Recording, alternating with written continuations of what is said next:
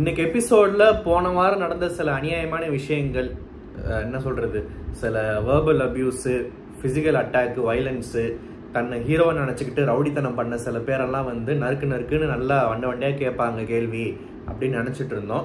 ஆனால் ஒன்றுமே பண்ணலை. ஹிண்ட் கொடுக்குற மாதிரி ஒரு டாஸ்க்கு தான் வச்சு ஃபாலோவர்ஸ் ஹேட்டர்ஸ் பற்றி அந்த டிஸ்கஷன் தான் போச்சே தவிர, ஒரு ஹோஸ்டாக சக கண்டஸ்டண்ட்டை ரொம்ப தரக்குறைவா, மரியாதை இல்லாமல், ஒரு மனுஷனாவே மதிக்காமல் விடுற வார்த்தைகளாக இருக்கட்டும், ஃபிசிக்கலாக பிடிச்சி தள்ளுறது, கை தட்டி விடுறது, இந்த மாதிரி விஷயங்களாக இருக்கட்டும், இதெல்லாம் ஒன்றுமே கேள்வி கேட்கல. அப்படியே வந்து கண்ணை மூடிட்டு வேடிக்கை பார்க்குற மாதிரி நடந்துச்சு இந்த வாரம். ஸோ இதெல்லாம் வந்து கேட்டு நல்லா இருந்திருக்கும். கேட்காம விட்டா இன்னும் நிறைய உள்ள நடக்கட்டும், அடிக்கிற வரைக்கும் கூட போகட்டும், நல்லாயிருக்கும் அப்படின்னு பொறுத்து இருந்து, அதுக்காக வெயிட் பண்ணுறாங்களா என்னன்னு தெரியல, பொறுத்து இருந்தால் பார்க்கணும். ஸோ என்னென்னா, இன்னைக்கு நடந்த கண்டென்ட் ஓரியன்டாக வந்த விஷயங்களில் வந்து இந்த ஃபாலோவர்ஸ் யாருக்கு அதிகமாக இருக்கும் உங்கள் அபிப்பிராயத்தில், ப்ளஸ் ஹேட்டர்ஸ் யாருக்கு அதிகமாக இருக்கும்ன்ற அந்த கொஷின் வந்து இன்ட்ரெஸ்டிங்காக இருந்துச்சு. அது எல்லாருமே ஓரளவுக்கு நல்லா விளாண்டாங்கன்னு சொல்லலாம். நல்லா விளாண்டாங்க இந்த சென்ஸ், இந்த பார்வதிக்கு ஹேட்டர்ஸ் அதிகம்னு அப்படியே ரயில் வண்டி மாதிரி அடுத்தடுத்து சொல்லிட்டு போனவன்லாம் வந்து நேற்றே முடிவு பண்ணிட்டான், பார்வதிக்கு அகைன்ஸ்டாக வெளியே கை தட்டுறாங்க. ஸோ எதுனாலுமே இனிமேல் பார்வதி தான், இந்த வாரம் ஃபுல்லாக பார்வதியை வச்சு தான் ஓட்டுறோம். உள்ளேயும் வந்து பார்வதி கூட பெருசாக டச் வச்சுக்கூடாது, முடிஞ்ச அளவு வந்து அந்த இதை அப்படியே நம்ம மெயின்டைன் பண்ணணும். ஸோ பார்வதிக்கு அகைன்ஸ்டாக பேசினா நம்மளுக்கும் கைத்தட்டு வரும், நம்ம நல்லவங்க, ஒரு சேஃப் ஜோன் போயிடலான்னு சொல்லிட்டு சில முட்டாள்கள் முடிவெடுத்து வச்சிருக்கு உள்ள கூட்டமாக. அண்டு சபரி ரொம்ப ஜெனியூனாக, ரொம்ப ஸ்ட்ராங்காக அவர் தான் ஸ்டார்ட் பண்ணார். எனக்கு அவர் செலெக்ஷனுமே பிடிச்சிருந்துச்சு. ஃபாலோவர்ஸ் அதிகமாக இருக்கிறது திவாகருக்கு, அண்டு ஹேட்டர்ஸ் அதிகமாக இருக்கிறது கமருதீனுக்குன்னு சொல்லிட்டு, அதுவுமே ஒரு என்ன சொல்கிறது, தெளிவான ஒரு ஆன்சர்னு சொல்கிறேன். அதே நிறைய பேரும் அதை ரிப்பீட் பண்ணாங்க. அண்டு நான் சொன்ன மாதிரி பார்வதியே நிறைய பேர் ஹேட்டர்ஸ் அதிகமாக இருக்குன்னாங்க. திவாகர் ஒரு ஆள் தான் பார்வதிக்கு ஃபேன்ஸ் அதிகமாக இருப்பாங்கன்றார். விச் மீன்ஸ் அந்த ஆள் வந்து எதையுமே அந்த என்ன சொல்கிறது, வெளியே எவன் கை தட்டுறான் கை தட்டலை, எனக்கு சப்போர்ட் வருது வரல, அதை பற்றி நான் கவலைப்படலை. உள்ள எனக்கு பக்கபலமாக, எனக்கு ஒரு நல்ல தோழியை, எனக்கு ஒரு தோல் கொடுக்கும் என்ன சொல்கிறது, மற்றவங்க எல்லாம் ஒரு மனுஷனாவே மதிக்காதப்போ எனக்கு சப்போர்ட்டிவாக ஆறுதலாக நின்றது பார்வதி தான். அந்த பார்வதி தான் நான் விட்டு கொடுக்க மாட்டேன். ஸோ நான் அதை சொல்ல போகிறேன்னு சொல்லிட்டு இவ்வளோ பேருக்கு அகெயின்ஸ்டாக, வெளியே இருக்கிற முட்டாள்களோட கைத்தட்டுக்கு அகெயின்ஸ்டாக, ஏன் முட்டாள்கள்னு சொன்னேன்னா, நிறைய சீசனில் வெளியே இருக்கிறவங்க எதுக்கு கை தட்டுறாங்கன்னு தெரில, இல்லை ரெக்கார்டான்னு தெரில, அங்கே இருக்கிறவங்க குறை சொல்ல முடியாது. இல்லை ஒரு பேருக்கு ஒரு ஜோஷில் எல்லாரும் சேர்ந்து ஆஹா விஜய் சேதுபதி சொல்லிட்டு அப்போ கரெக்டாக தான் சொல்லிட்டு கை தட்டுறாங்களா என்னன்னு தெரில. ஸோ இப்போ என்னென்னா, எஸ் திவாகர் வந்து தனி மரமாக நின்று பார்வதிக்கு ஃபேன்ஸ் அதிகமாக இருப்பாங்கன்னு சொன்னது ஒரு பாராட்டத்தக்க விஷயம். அண்டு இந்த எஃப்ஜே வந்து என்ன சொல்ல வராரு, வித்தியாசமாக ஏதோ கிழிக்கிறாராம். அதாவது திவாகர் அவருக்கு ரொம்ப பிடிக்குமா, ஆக்டர் வாட்டர்மெலன் சார் பிடிக்காதான், பட் திவாகருக்கு அவர் ரசிகனாம். டேய் ஏன்டா இப்படி பச்சையாக திவாகருக்கு சப்போர்ட் வந்துருச்சுன்னு தெரிஞ்சு இப்போ வேற மாதிரி நெஞ்ச நக்கிறாங்க. அதாவது இவங்களுக்குலாம் அந்த வாட்டர்மெலன் ஸ்டார் தான் இரிட்டேட்டிங்க, பட் திவாகர் ஒரு மனுஷனாக ரொம்ப பிடிச்சி போச்சான். இவன்லாம் நாளே வந்து கை ஓங்கி வெட்டிடுவேன் குத்திடுவேன் பேசினாங்க. இவன்லாம் ஒரே நாளில் அப்படியே மகாத்மா காந்தியாக மாறிட்டான். இதை பார்க்குற போது சிரிப்பு வருது. ஸோ இவர் வந்து சொல்கிற பாயிண்ட் பார்த்தீங்கன்னா, திவாகருக்கு ஃபாலோவர்ஸ் அதிகமாக இருக்காங்களாம், பார்வதி கூடவே போவாட்டி இன்னும் அதிகமாக இருக்குமா. ஸோ பார்வதி திவாகர் அந்த ஒரு கேங்கை வந்து இதில் பார்வதிக்கு வெளியே இது வரதை பார்த்துட்டு அப்படியே அதை பிரித்து பேசுகிறாராம், அனலைஸ் பண்ணுறாராம். உண்மையாகவே பார்வதி திவாகருடைய அந்த ஒரு ஃப்ரெண்ட்ஷிப் வந்து அழகாக இருக்குது பார்க்குறதுக்கு.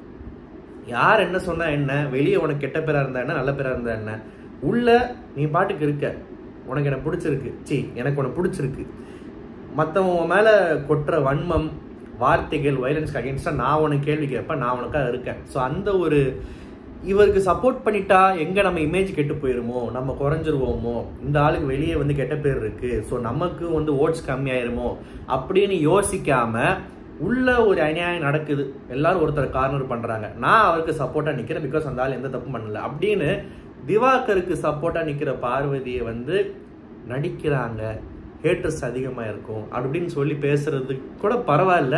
ஆனால் அந்த ரெண்டு பேரோட ஃப்ரெண்ட்ஷிப்பால் திவாகருக்கு வந்து சப்போர்ட்டு குறையுதுன்னு சொல்கிறது வந்து உண்மையாகவே வந்து காமெடியாக தான் இருக்குது கேட்குறதுக்கு.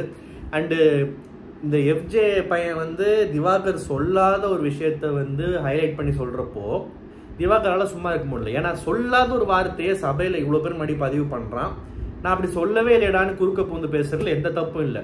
உடனே விஜய் சேதுபதி வந்து என்ன சொல்கிறான்றத காதலையும் வாங்காமல் புரிஞ்சுக்காம, நல்லது சொல்கிறாரா கெட்டது சொல்கிறாரா, எதுக்கு அவர் எந்திரிக்கிறாருன்னு புரிஞ்சுக்காம, நீங்கள் நல்லது சொல்லும் போது மட்டும் வண்டையாக லாரியாக நல்லது சொல்லும் போது மட்டும் சும்மா சிரிச்சிட்டு இருக்கீங்க இல்லை, அப்போ அந்த பையன் நல்லா தான் சொல்ல வராப்போ இப்போ மட்டும் ஏன் உடனே எந்திரிக்கிறீங்க குதிக்கிறீங்கன்னு சொல்லிட்டு தேவையில்லாத ஒரு கேள்வி. அதுக்கு ஒரு கைத்தட்டு வேற காரணம். எனக்கு அது என்னன்னு புரியல. ஏன்னா சொல்லாத ஒரு சென்டென்ஸை அவனா வந்து கற்பனையில் அங்கே சொல்லிட்டு இருக்கான் எஃப்ஜே. அதனால திவாகருக்கு கோவம் வருது.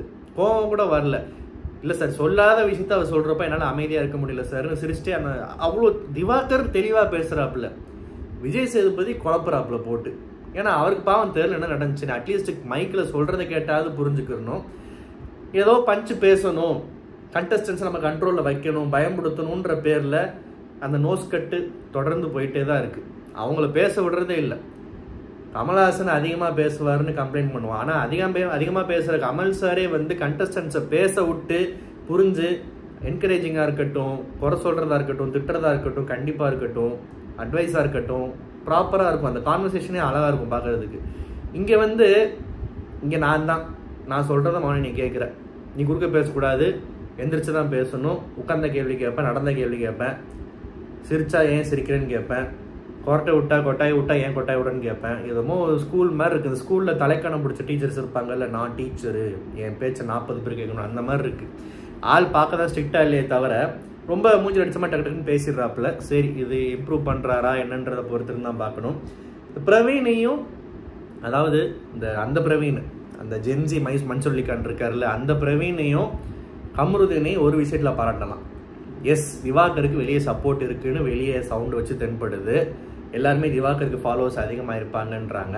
ஆனால் திவாகருக்கு ஹேட்டர்ஸ் அதிகமாக இருப்பாங்க அப்படின்றது என்னோட பார்வையில். எனக்கு திவாகரை பிடிக்காது, ஸோ நான் அப்படி தான் சொல்லுவேன்றத ரொம்ப நேர்மையாக அந்த பிரவீனும் இந்த கமருதீனும் வந்து பதிவு பண்ணுது. 2 பேரோட நேர்மையை காட்டுது. அவன் நல்லவனாக இருக்கட்டும் கெட்டவனாக இருக்கட்டும், நான் கெட்டவன் தான், நான் நல்லவன் தான், என்னோட பாயிண்ட் ஆஃப் வியூவில் எனக்கு என்ன தோணுதோ அதுதான் நான் சொல்லுவேன். வெளியே இருக்கிற கைத்தட்டு வச்சு நான் என் கருத்தை மாற்ற மாட்டேன். அப்படின்றப்போ அந்த திவாகர் பேரை சொல்கிறதுக்கு ஒரு துணிச்சல் வேணும்ல, அதை கண்டிப்பாக பாராட்டலாம்.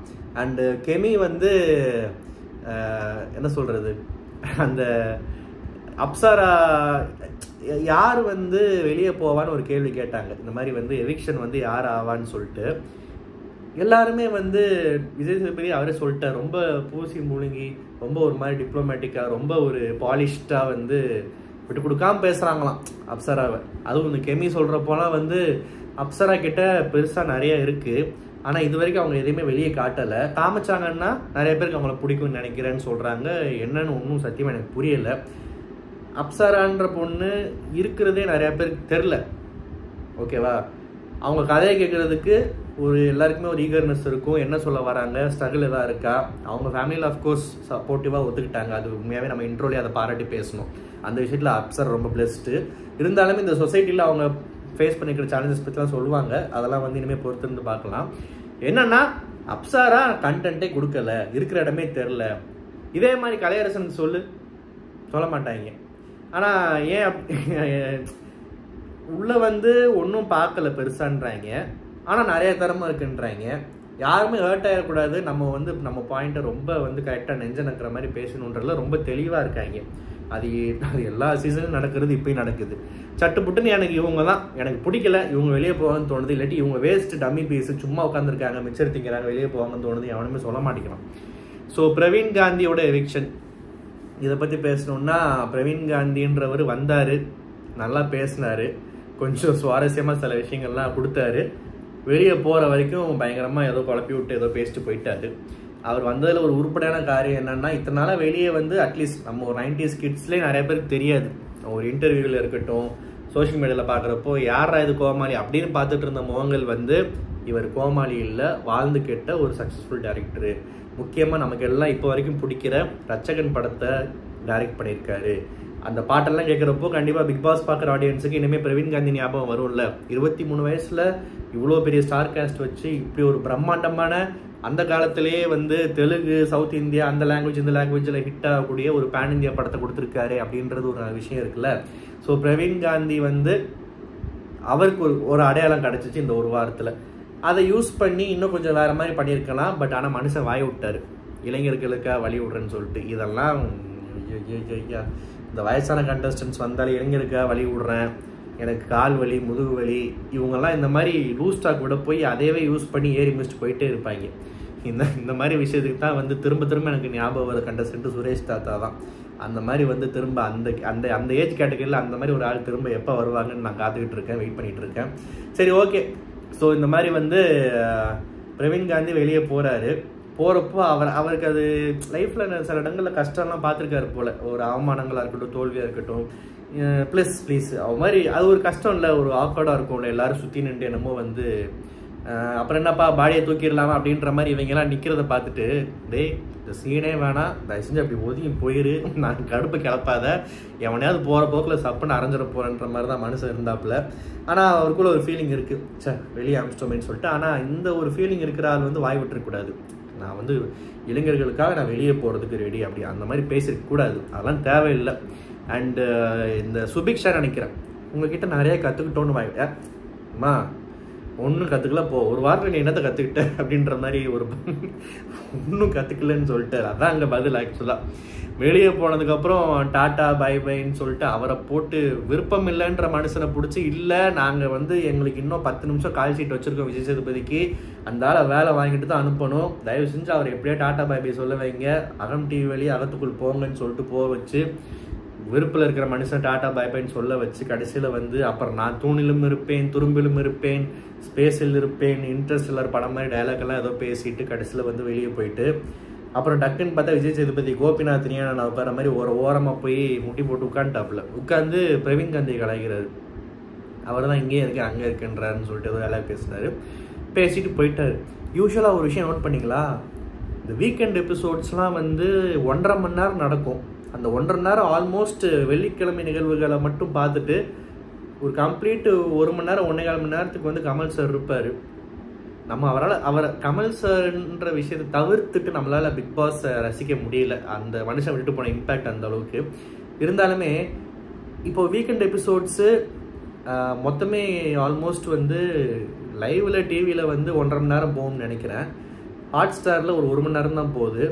அதில் ஒரு கிட்டத்தட்ட 20 நிமிஷத்துக்கு முன்னாடி விஜய் சேதுபதி கிளம்பிடுறாரு. ஸோ ரொம்ப ஏற்கனவே ரொம்ப ஒரு மாதிரி கம்மியாக இருக்கிற மாதிரி தோணுது. அந்த ஒரு ப்ரெசன்ஸோ அந்த ஒரு ஃபயர் மெட்டீரியலோ இல்லாட்டி இந்த வாரம் வந்தால் இதை கேட்பாரு அப்படின்ற நம்பிக்கையே போச்சு. ஏன்னா ஆள் இருக்கிறதே ரொம்ப கம்மி நேரமாக இருக்குது. சரி ஓகே, பார்வதி வந்து நம்ம ஏற்கனவே சொல்லியிருக்கோம்ல, ஒரே ரிவ்யூவில் ஒருத்தவங்களுக்கு சப்போர்ட்டும் பண்ணுவோம், தப்பாக இருந்தால் அதையும் சொல்லுவோன்னு திரும்ப சொல்லலாம்னு நினைக்கிறேன். ஸோ எல்லாருக்கும் தெரிஞ்சது தான். பார்வதி வந்து இந்த ஃபுட்டு விஷயத்தில் எப்படி அந்த பக்கெட்டு தண்ணி விஷயத்தில் ரூல்ஸை தாண்டி ஒரு விஷயம் பண்ணி மொக்க வாங்கி அடி வாங்கிட்டு போய் ஓரமாக உட்காந்துச்சோ, தேவையில்லாமல் இன்றைக்கி ஃபுட்டு விஷயத்தில் லாஜிக் பேசி எல்லாத்தையும் வாங்கி கட்டிக்கிடுச்சு. என்னென்னா இதுக்கு வாட்டர்மெலன் ஸ்டார் நம்ம திவாகர் பண்ணது தப்பு தான். என்ன நடக்குன்னே தெரியாமல் பிளைண்டாக அந்த பொண்ணு சாப்பிடும் போது சாப்பாட்டில் கை வைக்கிற மாதிரி பண்ணிட்டீங்களெல்லாம் பேசினா சபரி மாதிரி நாங்கள் இருந்தாலும் கண்டிப்பாக எனக்கு கோவம் தான் வந்திருக்கும். காமன் ஃபுட்டு தான், எஸ் அது ரேஷன் ஃபுட் இல்லை, டாஸ்கில் இருந்து வர ஃபுட் இல்லை, காமன் ஃபுட்டு தான். ஆனால் எந்த ஃபுட்டாக இருந்தானே எந்த ஃபுட்டாக இருந்தாலுமே ஈக்குவலாக எல்லாருமே இவ்வளோ போர்ஷன் ஷேர் பண்ணி எல்லாருக்கும் இவ்வளோன்னு சாப்பிட்றப்போ அதை ஃபாலோ பண்ணிட்டு போக வேண்டியது தானே. இப்போது இந்த கப்பு தான் அளவு எல்லாருக்கும், இந்த கப்பில் எத்தனை வருதுன்னு பார்த்துக்கலாம், மிஞ்சுறதை பார்த்துக்கலான்னு பேசி வச்சுருக்காங்க. அந்த கப்பில் எவ்வளோ வருதோ அந்த அளவை போட்டு சாப்பிடு, அதில் உனக்கு எவ்வளோ கம்மியாக வேணுமோ வாட் எவர் அந்த கப்பை தான் எல்லாருமே 19 பேர் யூஸ் பண்ணுன்றப்போ 18 பேர் யூஸ் பண்ணணும்னு சொல்கிறப்போ உனக்கு எவ்வளோ வேணுன்றதை அதிலே அளந்துக்குவோம். நீ ஏன் முந்திரி கொட்டை மாதிரி நான் கரண்டியில் தான் நொட்டுவேன்னு சொல்லிட்டு போய் குழஞ்சிக்கிட்டு கரண்டில் எடுத்துக்கிட்டு எல்லாத்தையும் குழப்பிக்கிட்டு இருக்கேன். பிரியாணியா பீஸெல்லாம் இருந்த மாதிரி தெரில, என்னமோ வாரத்தில் ஒரு நாள் வெளியே இருந்து சாப்பாடு வருது, எல்லாருமே ருசியாக சாப்பிடணும்னு தான் ஆசைப்படுவான். எனக்கெல்லாம் சாப்பாட்டு விஷயத்தில் இந்த ஷேரிங் அது இதுன்னு கை வச்சா நான்லாம் கடுப்பாயிருவேன். ஸோ அதனால் இதை பார்க்குறப்போ இரிட்டேட்டிங்காக தான் இருந்துச்சு. உனக்கு ஏன் இந்த வேலை, இப்போ தானே உன்னை ஏற்கனவே வெளியே இருந்து சவுண்ட் வருதுன்னு குத்திக்கிட்டு இருக்காங்க. நீ அதுக்காக யாருமே பார்வதி வந்து நடிக்க தெரியாதுன்னு சொல்ல வரல. பார்வதி இது வரைக்கும் நடிக்காத பிக் பாஸ் வீட்டில் என்னை பொறுத்த வரைக்கும். அதை நான் நேற்றே விளக்கமாக சொல்லிட்டேன். நிறைய பேர் கமெண்ட்ஸில் சப்போர்ட்டிவாக ஆமாம் நீங்கள் சொல்கிற கேட்டுன்னு சொன்னீங்க. ஸோ கருத்துக்கள் ஒத்து போகிறப்போ திருப்தியாக இருக்குது பார்க்குறது, கமெண்ட்ஸ் பார்க்குறப்போ. இன்றைக்கும் நடிக்கலை, வெளியே வந்து இத்தனை பேர் நம்மளை குத்திருக்காங்க, அவங்க என்ன சொன்னாலும் அதை கேட்டுக்கணுன்ற மாதிரி பார்வதி நடந்துக்கல. ஆனால் பார்வதி மேலே தப்பு இருக்குது, தப்பு பண்ணாலும் சரியாக இருந்தாலும் நடிக்கலைன்றது வேறு டாப்பிக்கு. பட் ஆனால் இந்த மாதிரி வந்து வீம்புக்குன்னே பண்ணிட்டு ஓரமாக போய் உட்காந்து சாப்பிட்டுக்கிட்டு இருக்கிறதெல்லாம் வந்து கண்டிப்பாக தப்பு தான். அப்புறம் இந்த கலையரசன் வந்து தன்னை பற்றி ரொம்ப பெருமையாக அடிக்கடி பேசுகிறது வந்து கொஞ்சம் பார்க்க ரொம்ப இரிட்டேட்டிங்காக இருக்குது. ரீசெண்டாக 1000 திருக்குறள் தெரியும்னு சொல்லிட்டு 10 சொல்கிறதுக்கே முக்குறது. அப்புறம் வெளியே கலைமாமணி அவார்டு கொடுத்துருவாங்க அது இதுன்னு சொல்கிறது. அப்புறம் வந்து இன்றைக்கி வந்து என்ன நீ அப்போ அப்படி சொல்லலை, இப்போ இப்படி சொல்கிற, அப்புறம் மக்களுக்கு வந்து இவர் சொல்லிக் கொடுக்குற அந்த நாட்டுப்புற கலைகள்லாம் வந்து இவர் சொல்லிக் கொடுப்பாருன்ற ஒரு எதிர்பார்ப்பில் வச்சுருக்காங்க. என்னென்னமோ வளர்றாப்புல, எப்பா நீ இருக்கியா இருந்துட்டு போ, தேவையில்லாமல் ஏன் இருக்குன்றதை பற்றி பேசி மற்றவங்க பொறுமையை சோதிக்காதுன்ற மாதிரி தோணுச்சு. அப்புறம் இன்னைக்கு பிக்கஸ்ட்டு போதுண்டாடே சாமி பெரிய நான் போட்டான்டா பிட்டுன்ற மாதிரி நான் பார்த்தது நிறைய பேர் வந்து அந்த நான் சொன்ன மாதிரி ஆரம்பத்தில் எங்களுக்கு திவாகரை பிடிச்சிருக்கு, வாட்டர்மெலன் ஸ்டாரை பிடிக்கல அப்படின்ற விஷயந்தான். ரெண்டுமே ஒரே ஆள் தான். அந்த ஆள் உள்ளே வந்து நடிப்புன்ற பேர் ஏதாவது பண்ணால் அதை பார்த்து சிரிச்சுட்டு போயிடணும். அதே டைம் வந்து திவாகர்ன்ற பேரில் சென்சிபிளாக பேசினாருன்னா ரசிக்கணும், வாட் எவர். ஆனால் அவர் இருக்கிறதே பிடிக்கலன்னு மனுஷனாவே மதிக்கலன்றது ஓப்பனாக சொல்லிட்டு சில பேர் உள்ளே இருக்காங்க. ஆனால் அவங்க 2 பேருமே நேர்மையாக வந்து திவாகருக்கு ஏற்று சதிகம்னு சொல்லிட்டு குத்திட்டாங்க. அவங்க அந்த நடிப்புக்குள்ளே அவங்க வரல. எனக்கு கேட்டால் கமருதீன் மேலே 1000 கம்ப்ளைண்ட்ஸ் இருந்தாலும், பிரவீன் மேலே கம்ப்ளைண்ட்ஸ் இருந்தாலும், இந்த எஃப்ஜே மாதிரி வாயில் வடை சுடாமல் மற்ற 2 பேரும் வந்து எங்களுக்கு பிடிக்கலன்னு இருந்தது வந்து ஒரு நல்ல விஷயம். இந்த எஃப்ஜே தான் வந்து சரியான நம்பவே முடியாது பையனை, பின்னாடி முடிய பார்த்தாலே தெரியுதுன்ற மாதிரி தோணுது. இந்த ரிவ்யூ உங்களுக்கு பிடிச்சிருந்தா மறக்காம சேனலை சப்ஸ்கிரைப் பண்ணுங்கள். நன்றி, வணக்கம்.